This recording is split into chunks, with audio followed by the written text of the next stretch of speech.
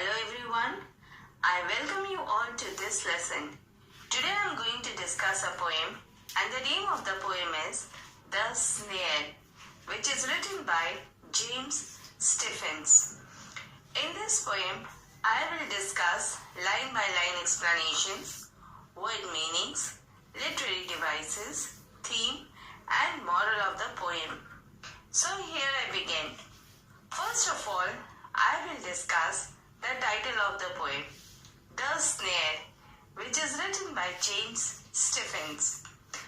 The term snare means a device that has a loop called a nose, which gets smaller when the end is pulled, and that is used to catch animals or birds, a kind of trap.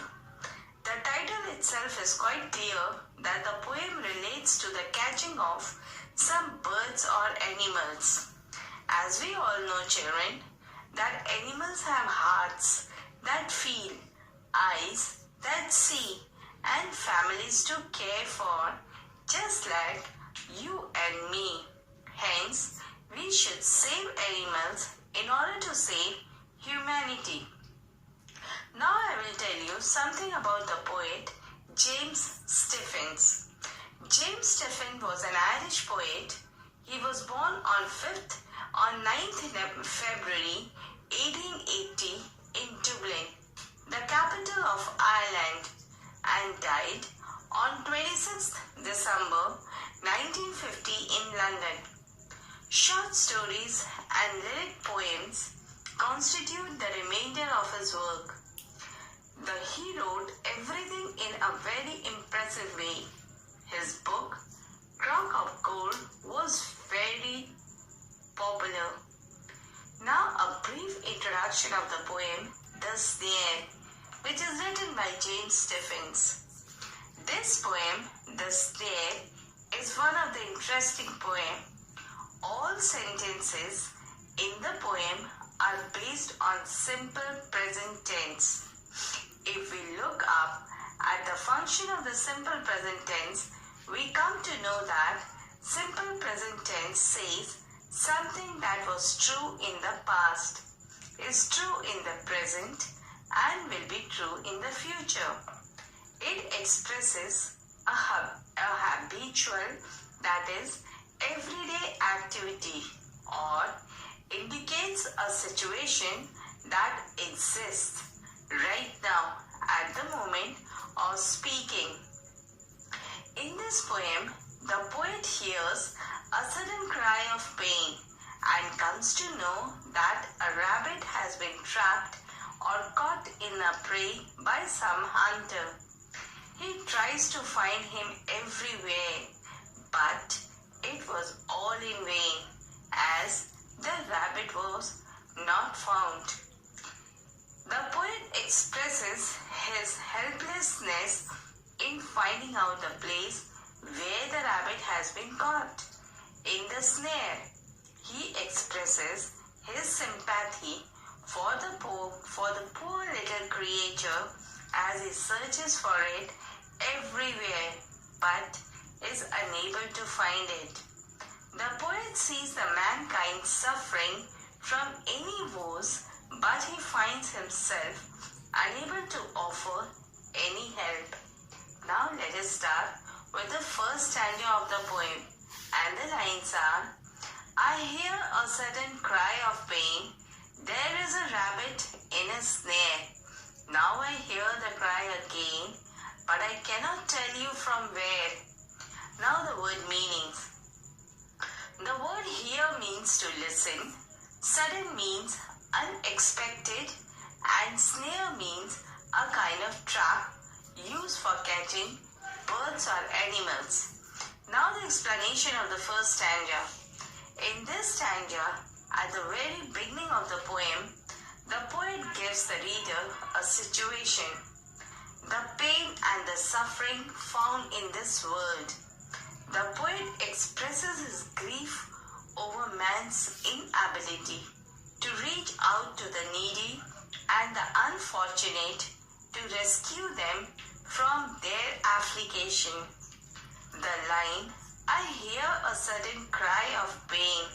There is a rabbit in a snare means that there is a rabbit in a snare and it cries with pain.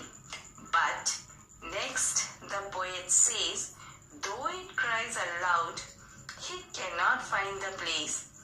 Here the poet feels sorry and has sympathy towards the rabbit as it is now in a miserable plight.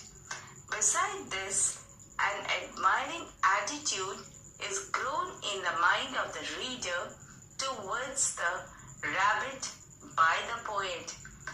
Because he is trying his utmost to rescue the rabbit from its dangerous situation, when the poet hears the suffering noise, he identifies it as a rabbit. This action shows that he has a good knowledge about animals. He identifies the noise made by a rabbit without any doubt. The poet hears the cry again and tries to find out the poor victim, but fails to locate the place from where the painful cry of a poor rabbit was coming. Now the literary device used in this stanza are: number 1, rhyming scheme means that the last word of each line is giving a musical effect. The stanza follows the rhyming scheme of AB, AB, and the words in the stanza are pain, snare, again, and where. Number 2 is the repetition. Repetition is the simple repeating of a word within a short space of words with no particular placement of the words to secure emphasis. The word cry has 2 meanings used in this stanza. The first meaning of cry means to shout loudly with pain, and another meaning of cry means to calling out someone for help. Here the rabbit was in pain, so he was crying, and since the rabbit was alone, he cried loudly so that someone would come at his rescue. Now we move towards the second stanza, and the lines are: but I cannot tell from where he is calling out for aid, crying on the frightened air, making everything afraid. Now the word meanings.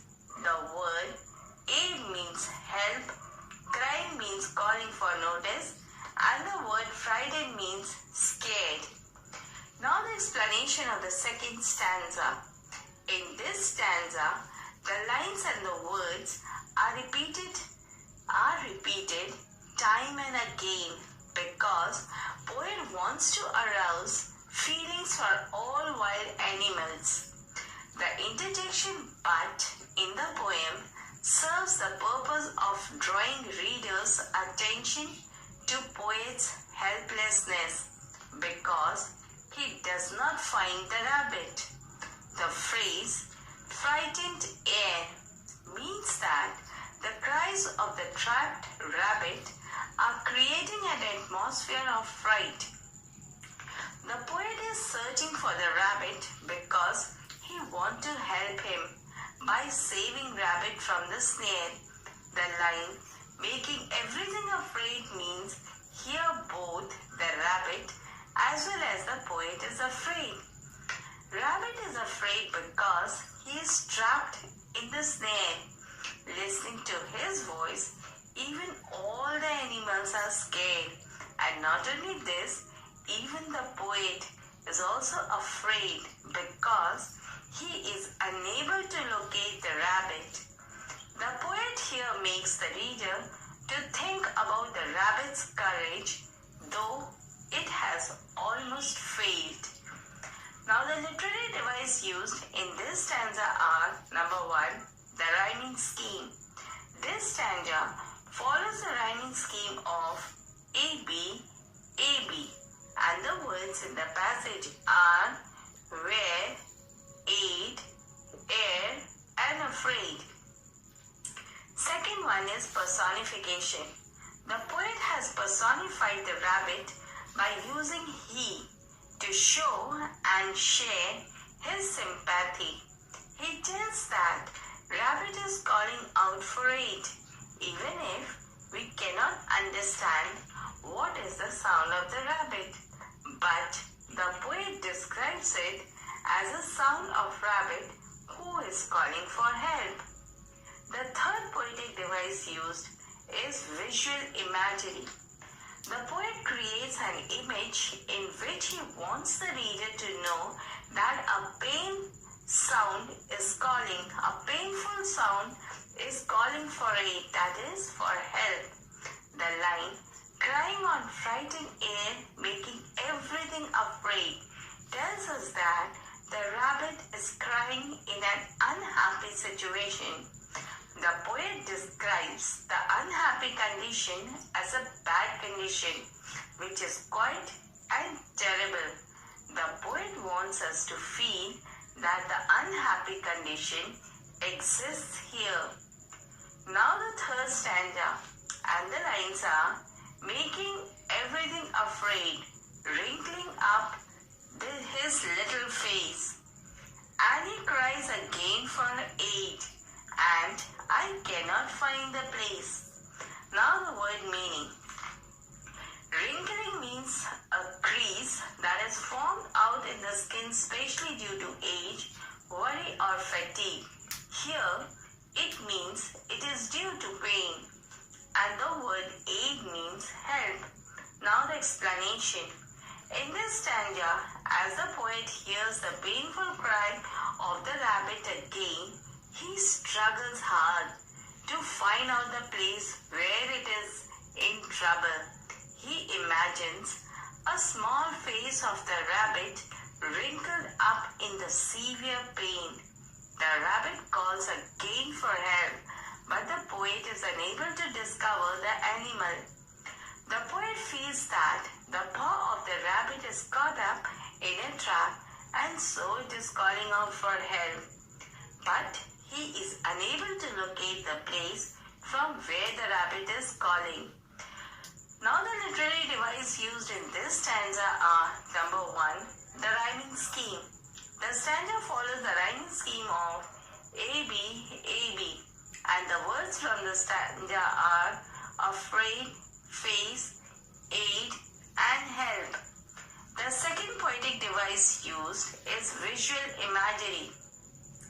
Visual imagery is a figure of speech in which, when some scene is set in your mind, that is, when you can visualize the setting of the poem in your mind, like here in this stanza, the poet uses the environment, that is, there is a rabbit in a snare, and it cries with pain. The poet in this stanza tries to make the situation worse in order to let the reader feel more and more sympathetic feelings towards this innocent creature. The third poetic device used is personification. The poet personifies the rabbit by using the word little face. Fourth is metaphor. Metaphor is a figure of speech in which a similarity between two different things is implied, but not directly stated. In this stanza, his little face can be said to be a metaphor. Now I move towards the fourth and the final stanza, and the lines are, and I cannot find the place where his paw is in the snare.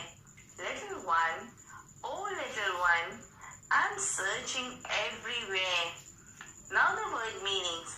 The word paw means the foot of an animal, here the rabbit, that has claws, and the word snare means a kind of trap used for catching birds and animals. Now the explanation. In this stanza, that is the final stanza, the poet has almost failed in searching for the rabbit to rescue it. But yet he has a great deal of sympathy towards the rabbit, and he has given up searching. Here his kindness towards everyone and his liking to help others are revealed. This idea is given by the poet to the readers. The poet thinks that the paw of the rabbit is caught up in the trap, and so the rabbit is calling out for help as it cannot go anywhere. The line, "Little one, oh little one," the poet tries to call the rabbit and hopes that the rabbit will answer, but he also knows that the rabbit will not answer. Until the end of the poem, he is still searching for the rabbit. The incident narrated in the poem arouses a nameless sympathy for the poor and for those who are weak and unhappy. Now the poetic device used in this stanza are: number 1, rhyming scheme. This stanza follows the rhyming scheme of A, B, C, B, and the words from the stanza are place, snare, one, and everywhere. Second one is the visual imagery.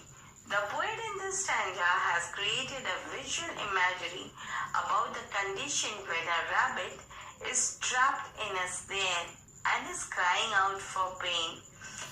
Number 3 is the repetition. Repetition is a literary device that repeats the same words or phrases a few times to make an idea clearer and more memorable. In this poem, the use of repetition has two key effects, that is, urgency and emphasis. First of all, it creates a sense of urgency. By repeating the phrase, "I cannot tell from where," means the cry of the rabbit can be heard, but it could not be found. Secondly, the repetition emphasizes the pain of the snared rabbit. The repetition of the line, "He cries again for aid," means the rabbit is crying out in pain. Number 4 is the metaphor. The snare becomes a metaphor for any trap that keeps one from freedom. The snare could apply to any situation that entraps an individual who cannot be helped. Now I will discuss the theme of the poem. Protection and freedom of wildlife is the theme of the poem. In this poem, the poet hears the cry of rabbit in the snare, so he wants to help the rabbit, but he is unable to locate the rabbit in the snare. The rabbit's paw is trapped in the snare. Rabbit has lost his freedom. The poet creates sympathy in readers against the wild animals. Hence, wild animal is the Mother Nature's greatest treasure. To protect it, we must take every measure. Animals have no voice. They can't ask for help. They can't ask for freedom. They can't ask for protection. Humanity must be the voice, and we should protect them. Now children, I'll tell you the moral of the poem.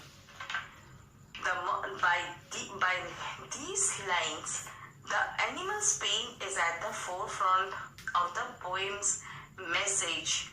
The message of the poem is that the pain of another living being must never be ignored, as these lines are repeated many times.